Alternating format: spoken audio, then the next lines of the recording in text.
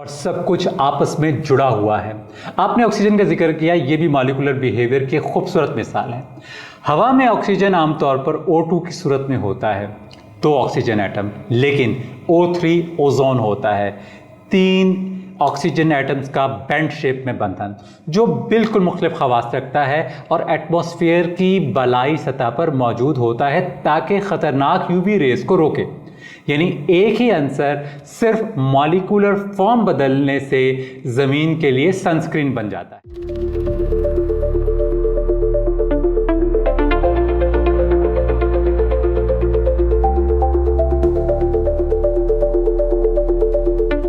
अस्सलाम वालेकुम, the miracle in the atom के साथ खुशामदीद। हम अब एपिसोड 4 में दाखिल हो चुके हैं। पिछली किस्त में हमने एटम के अंदर झांका था और अब हम थोड़ा जूम आउट कर रहे हैं ताकि ये देख सकें कि एटम्स आपस में किस तरह जुड़ते हैं। ये एपिसोड मॉलिक्यूल्स के बारे में है। महमूद, हम कायनाती पैमाने से एटमी पैमाने तक पहुँचे और अब हम केमिस्ट्री के पैमाने पर गुफ्तगू हो रही है। जी हारिस, अगर एटम्स को हरूफ समझा जाए तो मॉलिक्यूल्स अल्फाज के मानंद हैं। जब तकरीबन 118 मुख्तलिफ़ किस्म के एटम्स मुख्तलिफ़ अंदाज में बॉन्ड करते हैं तो ये लाखों किस्म के मॉलिक्यूल्स और कंपाउंड बनाते हैं। यही वो तनव्वुर है जो हमें पानी, खुराक, अद्वियात, DNA और दीगर तमाम मादों की शक्ल में नज़र आता है। ये मरहला यानी इनफरादी एटम से जुड़े हुए एटम्स की तरफ सफ़र बज़ाते खुद एक बहुत बड़ा मौज़ा है। थोड़ा वजाहत कीजिए कि मॉलिक्यूल्स को हम बिल्कुल वाज़ेह तौर पे कैसे समझें। देखिए, मॉलिक्यूल 2 या 2 से ज़्यादा एटम्स पर मुश्तमिल एक ग्रुप होता है जो आपस में बॉन्ड हो चुके होते हैं। ये बॉन्डिंग आमतौर पर इलेक्ट्रॉन्स के आपस में बांटने या एक दूसरे को मुंतकिल करने से बनती है। यही कीमियाई बंदिश या केमिकल बॉन्ड्स कहलाती है। देखिए, इसकी कुछ बुनियादी इकसाम हैं। कोवलेंट बॉन्ड, जहाँ इलेक्ट्रॉन्स को शेयर किया जाता है। आयनिक बॉन्ड, जहाँ एक एटम दूसरे को इलेक्ट्रॉन देता है और दोनों चार्ज्ड आयन एक दूसरे की कशिश से पकड़ते हैं। इसके अलावा कुछ कमज़ोर बंदिशें भी होती हैं, जैसे हाइड्रोजन बॉन्ड्स और वैन डेर वाल्स फोर्सेस। मिसाल के तौर पर पानी यानी H2O एक मॉलिक्यूल है जहाँ 2 हाइड्रोजन एटम्स एक ऑक्सीजन एटम्स के साथ कोवलेंटली बॉन्ड होते हैं, जबकि सोडियम क्लोराइड एक मॉलिक्यूल नहीं बल्कि एक आयनिक कंपाउंड है जहां सोडियम और क्लोराइड आयंस एक क्रिस्टल लैटिस में चार्ज कशिश के जरिए जुड़े हुए होते हैं। अब यहाँ पर हैरत अंगेज़ बात यह है कि एटम्स में आपस में ये जो बॉन्ड है, ये बॉन्ड होने की ख्वाहिश हमेशा होती है। आखिर वो बनते क्यों हैं? ये बात दरअसल ऐसे है कि एनर्जी और स्टेबिलिटी इसके लिए अहम फैक्टर हैं। एटम इस वक्त ज़्यादा स्टेबल होते हैं जब उनके बैरूनी जो इलेक्ट्रॉन शेल्स हैं वो मुकम्मल होते हैं। अक्सर एटम इस स्टेबिलिटी को हासिल करने के लिए दूसरे एटम से इलेक्ट्रॉन को शेयर करते हैं, लेते हैं, देते हैं, ताकि इनका आउटर शेल जो है वो मुकम्मल हो जाए, जिसे हम नोबल गैस कन्फिगरेशन भी कहते हैं। अब इसकी मिसाल को हम देखते हैं कि ऑक्सीजन एटम्स के पास अमूमी तौर के ऊपर 6 इलेक्ट्रॉन्स होते हैं, लेकिन इसे 8 रिक्वायर होते हैं। हाइड्रोजन के पास 1 होता है, लेकिन इसे 2 चाहिए होते हैं। जब एक ऑक्सीजन एटम हाइड्रोजन एटम के साथ इलेक्ट्रॉन को शेयर करता है तो दोनों के शेल्स मुकम्मल हो जाती हैं और यूं H2O बनता है। इस अमल के दौरान एनर्जी रिलीज होती है, यानी ये एक स्टेबल कॉन्फ़िगरेशन होता है। तो यानी केमिकल रिएक्शंस दरअसल एटम्स का ही नया स्टेबल कॉन्फ़िगरेशन अटेन करना हुआ, जिसमें एनर्जी या तो खारिज होती है या जाज़िब। मैंने स्कूल में सीखा था कि एक्सोथर्मिक रिएक्शन वो होते हैं जिसमें हीट छोड़ी जाती है और एंडोथर्मिक वो जिसमें हीट एब्जॉर्ब की जाती है। क्या ये दुरुस्त है? जी बिल्कुल दुरुस्त है। हर रिएक्शन को शुरू होने के लिए एक ख़ास सतह की एक्टिवेशन एनर्जी दरकार होती है। ये एक किस्म की एनर्जी बैरियर होती है जिसे अबूर किए बगैर रद्द अमल शुरू नहीं होता। इसीलिए तमाम मादे यानी मैटर एक दूसरे से खुद ब खुद नहीं मिल जाते। मसलन हाइड्रोजन गैस और ऑक्सीजन गैस को अगर आप एक बर्तन में मिला दें तो वो फौरी पानी में तब्दील नहीं होगी। ये अमल कई 100 साल में भी शायद आहिस्ता आहिस्ता ही हो। इस रद्द अमल को तेज़ करने के लिए हमें हीट या कोई कैटलिस्ट शामिल करना पड़ता है। ये वाकई अल्लाह की रहमत है। मतलब अगर हम सोचें कि पानी बनना अगर इतना ही आसान होता तो जब भी हाइड्रोजन और ऑक्सीजन मिलते तो फ़ौरन धमाका हो जाता। जैसे हमने कहा कि एक एक्सोथर्मिक रिएक्शन है और जगह जगह अचानक कंबस्शन या वाटर फॉर्मेशन होने लगती। अच्छा, जैसे कि हम जानते हैं कि आयरन फ़ौरन रस्ट नहीं करता, ये रस्टिंग के प्रोसेस में थोड़ा टाइम लगता है। अगर ऐसा ना होता तो धातें तेज़ तरीन तौर पर ख़त्म हो जाती। दुनिया इसीलिए काफ़ी स्टेबल है क्योंकि ये बहुत से रिएक्शंस जो हो सकते हैं वो काइनेटिकली इनहैबिटेड होते हैं और जब तक उन्हें ट्रिगर ना किया जाए ये उस वक्त तक नहीं होते। यही वजह है कि हमारी एटमॉस्फेयर जिसमें काफ़ी ऑक्सीजन है हर चीज़ को फ़ौरन जला नहीं देती। ये एक्टिवेशन एनर्जी बैरियर दरअसल दरवाज़ों की मानंद हैं जिन्हें खोलने के लिए दुरुस्त चाबी अमूमन हीट, लाइट या कैटलिस्ट दरकार होती हैं। ये कीमियाई दुनिया के इंटेलिजेंट डिज़ाइन का हिस्सा है। रिएक्शन सिर्फ उसी वक्त और जगह पर होते हैं जहां ज़रूरत हो। सब कुछ एक साथ और बेतरतीब नहीं हो जाता। आपने पहले H2O का जिक्र किया था। कुछ लोग इसे मिरेकल मॉलिक्यूल भी कहते हैं और मैं जानता हूँ कि पानी में कुछ ऐसे ख़ास खसूसियात होती हैं जो ज़िंदगी के लिए निहायत ज़रूरी हैं। क्या हम इस पर थोड़ी तफसील से बात कर सकते हैं? पानी वाकई गैर मामूली है। इसका जो मॉलिक्यूलर स्ट्रक्चर है ऐसी कई एनॉमलस प्रॉपर्टीज़ पैदा करती हैं जो ज़मीन पर ज़िंदगी के लिए निहायत अहम हैं। मिसाल के तौर के ऊपर high specific heat capacity. High specific heat capacity से मुराद ये है कि वाटर जो है यानी पानी जो है वो बड़ी मिकदार में हीट को जज़ब कर सकता है बग़ैर इसका टेम्परेचर ज़्यादा बढ़े। इससे जो क्लाइमेट और हमारे जिस्म का जो दर्जा हरारत है ये स्टेबलाइज होता है। दूसरे नंबर पर जैसे हाई हीट और वेपोराइजेशन यानी कि पानी को एवोपोरेट होने के लिए काफ़ी एनर्जी चाहिए होती है। यही वजह है कि पसीना आने से हमें ठंडक महसूस होती है क्योंकि एवेपोरेशन के दौरान हीट जिस्म से खारिज होती है। अगर पानी आसानी से एवेपोरेट हो जाता तो हमारा जिस्म स्वेटिंग के ज़रिए टेम्परेचर को मौसर तरीके से कंट्रोल ही ना कर पाता। और इसी तरीके तीसरे नंबर की अगर हम बात करें तो कोहेजन एंड सरफेस टेंशन, जिसमें वाटर मॉलिक्यूल्स आपस में हाइड्रोजन बॉन्ड्स के ज़रिए जुड़ते हैं। यानी हाइड्रोजन का मामूली पॉजिटिव चार्ज दूसरे ऑक्सीजन के नेगेटिव चार्ज से अट्रैक्ट होता है, इससे पानी में हाई सरफेस टेंशन आती है, जिसकी वजह से कुछ कीड़े पानी पर चल सकते हैं, कतरे बन सकते हैं और पानी कैपिलरी एक्शन के ज़रिए पौधों की जड़ों से ऊपर जा सकता है। Solid state less dense then liquid state, ये एक मशहूर अनोमली है। आइस पानी पर तैरती है क्योंकि पानी जब फ्रीज होता है तो वो फैलता है। आमतौर पर मादे सॉलिडिफाई होते वक्त सिकुड़ते हैं, लेकिन हाइड्रोजन बॉन्डिंग की वजह से आइस में खाली जगहें ज़्यादा होती हैं, जिसके बायस आइस तकरीबन 9% कम डेंस होता है। ये सर्द इलाकों में ज़िंदगी के लिए अहम है। झीलें ऊपर से जमती हैं और नीचे का पानी माया रहता है, जिससे आबी ज़िंदगी महफूज रहती है। अगर आइस नीचे को डूबता तो झीलें मुकम्मल तौर पर जम जाती हैं और ज़िंदगी ख़त्म हो जाती। सुभान अल्लाह, ऐसा लगता है जैसे पानी ज़िंदगी के लिए ख़ास तौर पर तैयार किया हो। हाई हीट कैपेसिटी से माहौल मॉडरेट होता है, इवेपोरेशन से ठंडक, कोहीजन से पौधों में पानी की तरसील, आइस का ऊपर तैरना, ये सब ज़िंदगी के लिए कितने बेहतरीन फ़ायदे हैं।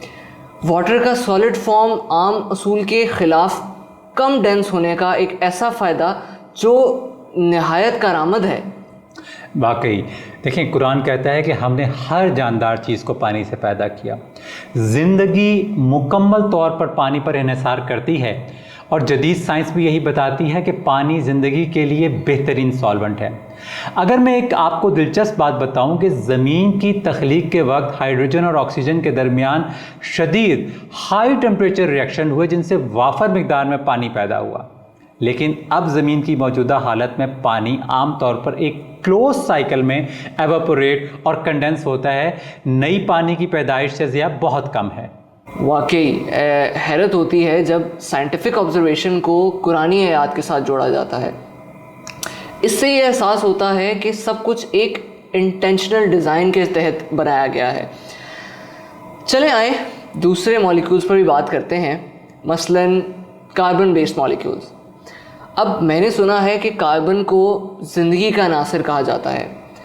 आप मुझे ये बता सकते हैं कि वो क्या ऐसी चीज़ है जिसकी वजह से कार्बन को ज़िंदगी की बुनियाद बनाया गया? कार्बन गैर मामूली है क्योंकि हर कार्बन एटम 4 कोवलेंट बॉन्ड बना सकता है।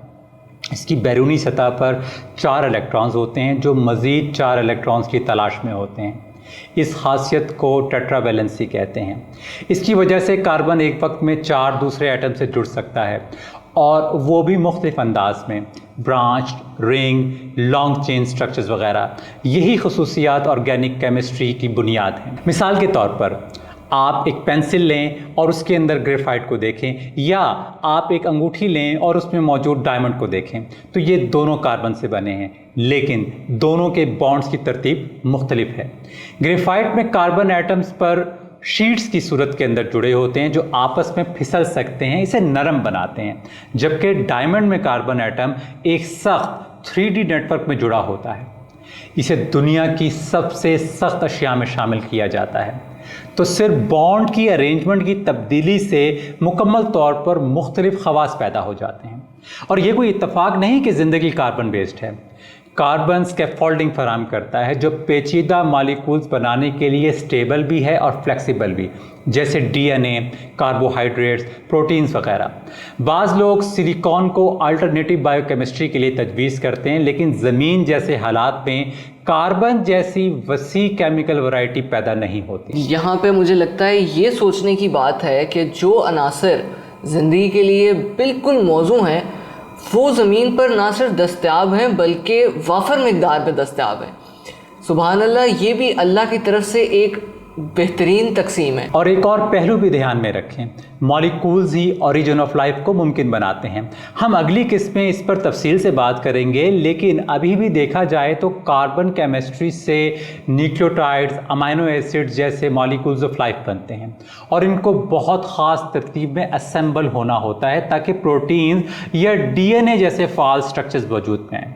ये बहुत हैरत अंगेज़ है कि नाइट्रोजन, ऑक्सीजन, हाइड्रोजन, कार्बन जैसे सादा एटम से ऐसी पेचीदा मशीनें बन सकती हैं। वाकई हम अक्सर ये मान लेते हैं कि मॉलिक्यूल्स खुद ब खुद सेल्स में तब्दील हो जाते हैं, लेकिन ऐसा होने के लिए बहुत कुछ चीज़ों का ठीक होना ज़रूरी है।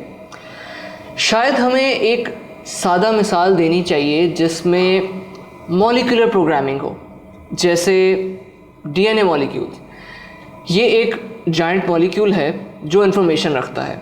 केमिकली क्या ऐसा कुछ होना मुमकिन है? देखिए, DNA एक पॉलीमर है, यानी एक लंबी जंजीर नुमा मॉलिक्यूल जो न्यूक्लियोटाइड्स की तकरार से बनती है। हर न्यूक्लियोटाइड 3 हिस्सों पर मुश्तमिल होता है, एक शुगर, एक फॉस्फेट ग्रुप और एक नाइट्रोजीनियस बेस। इन बेसिस की तरतीब इस चेन में इंस्ट्रक्शंस की सूरत में काम करती है, जैसे किसी किताब में हरूफ होते हैं। DNA शुगर फॉस्फेट बैकबोन को साख देता है और बेसिस सीढ़ी के रंग्स की तरह एक दूसरे के सामने आते हैं। A हमेशा T के साथ और C हमेशा G के साथ पेयर होता है। इसका मिरेकल ये है कि ये साख इंफॉर्मेशन स्टोर करने और रेप्लिकेट होने की इजाज़त देती है। जब DNA की रेप्लिकेशन का वक्त आता है तो दोनों स्ट्रैंड्स अलग हो जाते हैं और हर एक नई स्ट्रैंड के लिए टेम्पलेट बन जाता है, बेस पेयरिंग की ख़ास तरतीब की वजह से। मसलन अगर जीन में इंसुलिन बनाने की हिदायत है तो वो इंस्ट्रक्शन महफूज रहती हैं। ये सब केमिस्ट्री है जो फिज़िक्स के कवानीन के मुताबिक चलती है, लेकिन इसका बिहेवियर किसी सॉफ्टवेयर स्क्रिप्ट जैसा होता है जो कॉपी और एग्जीक्यूट होती है। एक मुसलमान के तौर पर मैं इसे अल्लाह ताला की तरफ से एक निहायत हिकमत भरी तदबीर समझता हूँ, ज़िंदगी की इंफॉर्मेशन को महफूज रखने का एक कामिल इंतज़ाम। ज़ाहिर है कुरान में DNA का जिक्र तो नहीं, लेकिन ये ज़रूर फरमाया गया है कि अल्लाह ने हर चीज़ को हक और तनासुब के साथ पैदा किया। एंड आई थिंक कि DNA या प्रोटीन में मॉलिक्यूल्स की ये तरतीब इसी तकदीर की अक्स है। बहुत खूब कहा हारिस। लेकिन कुरान भी बार बार ये कहता है कि उसकी निशानियों में से आसमान और ज़मीन की पैदाइश है और उनमें जानदारों का फैलाना, और वो इस पर कादिर है कि जब चाहे उन्हें जमा कर दे। देखिए, ये हमें दावत देता है कि हम गौर करें कि जानदार कैसे बने। मॉलिक्यूलर लेवल पर हम वाकई हैरानकुन तरीके से एलिमेंट्स को फंक्शनल स्ट्रक्चर्स में बिखरते हुए देखते हैं। एक और केमिकल मार्वल का जिक्र करते हैं, फोटोसिंथेसिस। ये एक मॉलिक्यूलर प्रोसेस है जिसमें कार्बन डाइऑक्साइड और पानी को सनलाइट की मदद से ग्लूकोज यानी शुगर और ऑक्सीजन में तब्दील कर देते हैं। ये ज़मीन पर ज़िंदगी के लिए सबसे अहम कीमियाई अमल है। पूरे इकोसिस्टम को यही एनर्जी फराहम करता है। पत्ते के अंदर मौजूद मॉलिक्यूलर मशीनरी इंतहाई पेचीदा और फाइन ट्यून्ड है। इंसानों ने इस अमल को समझने में दहाइयाँ सर कीं, लेकिन हर ग्रीन लीफ रोज़ाना ये काम आसानी से करता है।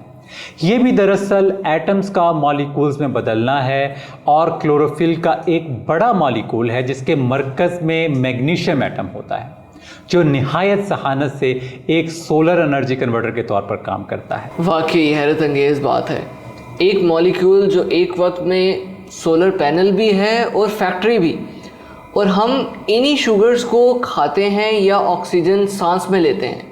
जी हाँ, और सब कुछ आपस में जुड़ा हुआ है। आपने ऑक्सीजन का जिक्र किया, ये भी मॉलिक्यूलर बिहेवियर की खूबसूरत मिसाल है। हवा में ऑक्सीजन आमतौर पर O2 की सूरत में होता है, 2 ऑक्सीजन एटम, लेकिन O3 ओजोन होता है, 3 ऑक्सीजन एटम्स का बेंट शेप में बंधन, जो बिल्कुल मुख्तलिफ खवास रखता है और एटमॉस्फेयर की बलाई सतह पर मौजूद होता है ताकि ख़तरनाक यूवी रेस को रोके। यानी एक ही आंसर सिर्फ मॉलिक्यूलर फॉर्म बदलने से ज़मीन के लिए सनस्क्रीन बन जाता है। ये मिसालें वाकई एहसास दिलाती हैं कि किस कदर दुनिया में एक बैलेंस मौजूद है। सही जगह पे दुरुस्त मॉलिक्यूल्स जैसे वाटर समंदरों में, ओजोन फ़िज़ा में, कार्बन डाइऑक्साइड मुनासिब मिक़दार में, वगैरह वगैरह। अगर इनमें से कोई एक मेजर कंपोनेंट भी ज़्यादा या कम हो जाए तो ज़िंदगी मुतासिर हो जाती है। बिल्कुल, और यही वो वक्त है जब कुरान की आयत याद आती है, और हमने ज़मीन में तुम्हारे लिए वो सब कुछ रखा है जो तुम्हारी ज़िंदगी के लिए ज़रूरी है। एक और जगह अल्लाह ताला फरमाते हैं, वही है जो तुम्हारे लिए आसमान से रिज़्क़ नाजिल फरमाता है। देखिए, ये रिज़्क़ वो तमाम ज़रूरी मॉलिक्यूल्स भी हैं और केमिकल साइकिल्स भी जिनके ज़रिए ये सस्टेन होते हैं। तो चले फिर इस मॉलिक्यूल्स की गुफ्तगू को एक खुलासे में बयान कर लेते हैं। जी, मैं आपके सामने आज की गुफ्तगू का थोड़ा सा खुलासा पेश करता हूँ। देखें, एटम्स एक दूसरे से जुड़कर मॉलिक्यूल्स बनाते हैं, आमतौर पर कोवलेंट बॉन्ड जिन्हें हम इलेक्ट्रॉन शेयरिंग कहते हैं, या इलेक्ट्रॉन ट्रांसफ़र जिनको हम आयनिक बॉन्ड कहते हैं, ताकि इलेक्ट्रॉन शेल जो हैं वो स्टेबल कॉन्फ़िगरेशन हासिल कर सकें। दूसरे नंबर पे अगर हम बात करें तो मॉलिक्यूलर वैरायटी है जो कि बहुत वसी है। ये मुख्तलिफ मटीरियल्स और कंपाउंड की बुनियाद है, और ख़ास अंसर जिसे हम कार्बन के नाम से जानते हैं, जो 4 बॉन्ड बना सकता है और रिंग्स, चेन्स और कम्प्लेक्स स्ट्रक्चर्स बनाने की सलाहियत रखता है। इसीलिए ज़िंदगी कार्बन बेस्ड है। अब बात करते हैं पानी की, जो कि एक हैरत अंगेज़ मॉलिक्यूल है। वसी दर्जे हरारत में, लिक्विड हालत में, और हाई हीट कैपेसिटी और हीट वेपराइजेशन जो माहौल और जिस्मानी निज़ाम को स्टेबलाइज करते हैं, और सरफेस टेंशन और कोहिजन और प्लांट वाटर ट्रांसपोर्ट इसमें मदद देते हैं। आइस का कम डेंस होना जो एक्वेटिक लाइफ को सर्दियों में बचाता है, और इसी तरीके से केमिकल रिएक्शन के लिए अक्सर एक्टिवेशन एनर्जी दरकार होती है जो कि गैर ज़रूरी और ख़तरनाक रिएक्शंस को आम हालात में होने से रोकती है। मसलन ऑक्सीजन का हाइड्रोजन के साथ वाटर फॉर्मेशन अगर स्पॉन्टेनियस हो, या आयरन का फौरी तौर के ऊपर रस्टिंग का ना होना। इसी तरीके से मॉलिक्यूल्स ऑफ लाइफ जैसे डीएनए और प्रोटीन इंतहाई तरतीब और तंजीम के साथ बने होते हैं। डीएनए एक मॉलिक्यूलर इंफॉर्मेशन सिस्टम है जो एटम्स की खूबसूरत तरतीब से इंस्ट्रक्शंस को महफूज रखता है। अगर फोटोसिंथेसिस की बात करें तो ये एक अमल है, और इसी तरीके से ओजोन फॉर्मेशन, ये सब जाहिर करते हैं कि किस तरह एटॉमिक और मॉलिक्यूल सतह पर ज़िंदगी का निज़ाम हैरान कुन तरतीब से चल रहा है। मैं ये भी शामिल करना चाहूँगा कि एटमी सतह से मॉलिक्यूली सतह तक एक गहरी हम आहंगी नज़र आती है। हम देखते हैं कि एटमी पैमाने पर कायम कवानीन ही बड़े पैमाने पर बामकसद नताइज पैदा करते हैं। ये कोई इंतशार नहीं बल्कि कॉस्मोस है। ये एक मुनज़्ज़म कायनात है और शायद एक रूहानी मुमासलत भी। जैसे इनफरादी इंसान मिलकर ख़ानदान, माशरे और तहज़ीबें बनाते हैं जो एक अकेले इंसान से कई बढ़कर काम कर सकते हैं, इसी तरह इनफरादी एटम्स मिलकर मॉलिक्यूल्स बनाते हैं जिनमें नई खसूसियात और सलाहियतें पैदा होती हैं।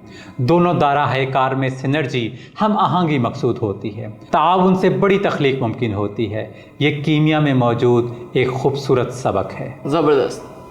तो यानी मॉलिक्यूल्स वो मवाद हुए जिससे ज़िंदा सेल्स वजूद में आते हैं। लेकिन सवाल ये है कि हम बेजान मॉलिक्यूल से एक ज़िंदा खुद को दोबारा पैदा करने वाला सेल कैसे हासिल करते हैं। खैर, यही तो हमारी अगली किस्त का बड़ा सवाल है। हमारी अगली किस्त का नाम होगा एटम्स दैट कम अलाइव, यानी वो लम्हा जहाँ कीमियाई मादा ज़िंदगी में तब्दील हो जाता है, जहाँ केमिस्ट्री और बायोलॉजी आपस में जुड़ते हैं, और शायद सबसे बड़ी निशानी वहीं छुपी होती है। महमूद, आप इस बारे में क्या महसूस करते हैं? ये मेरा पसंदीदा मौजू है। हम बात करेंगे ओरिजिन ऑफ लाइफ पर कि सबसे सादा सेल भी कितनी पेचीदा हो सकती है और ये क्यों बहुत से साइंसदानों के लिए इसकी वजाहत करना इंतहाई मुश्किल है कि ये सब कुछ सिर्फ इत्तफाक से हो गया। हम इन प्रोबेबिलिटीज़ पर भी गुफ्तगू करेंगे, जैसे कि किसी फंक्शनल प्रोटीन का महज इत्तफाकन वजूद में आ जाना एक नाकाबिले यकीन हद तक नायाब बात है। और फिर हम इस पर कुरान का नुक्ते नज़र भी शामिल करेंगे कि ज़िंदगी और तख्लीक को किस नज़र से बयान किया गया है। बहुत खूब। केस नंबर 5 काफ़ी इंटरेस्टिंग होने वाली है। तो अगर आपने भी कभी सोचा है कि ज़िंदगी कैसे शुरू हुई या एक ज़िंदा चीज़ सिर्फ मॉलिक्यूल से कैसे मुख्तलिफ होती है, तो केस नंबर 5 ज़रूर देखिए। हम तलाश करेंगे एटम्स दैट कम अलाइव, यानी ज़िंदगी के आगाज़ का मौज़ा।